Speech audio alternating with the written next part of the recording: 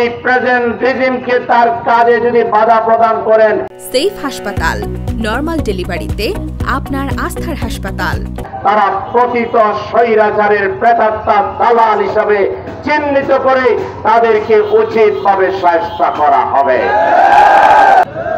আমরা 17.5 বছর আন্দোলন করলাম, একদিন সচিবালয়ের সামনে যাইনি। আমরা সচিবালয়কে ফ্রি রেখেছি, তারা কাজ করুক, যতদূর পারে কাজ করুক। ওরা আনসারের নামে 3 দিন গেল না, 4 দিনের মাথায় সচিবালয় ঘেরাও করে রাত 9:30 পর্যন্ত সচিবালয় থেকে কোনো গাড়ি বের করতে দিবে না। ঢাকা বিশ্ববিদ্যালয়ের ছাত্ররা তাদেরকে অনুরোধ করলো যে আমরা আপনাদের দাবির সাথে একমত, আসুন আলোচনা করে রাস্তা ছেড়ে দেন। কয় না, ছাড়বো না।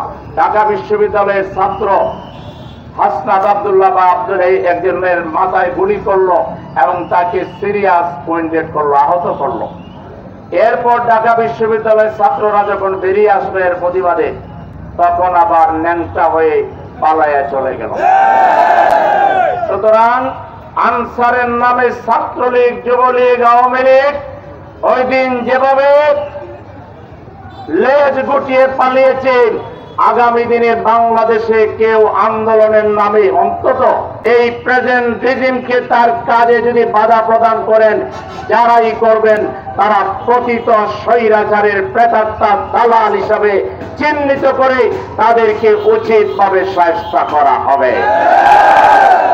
আমরা হুঁশিয়ার করে দিতে চাই,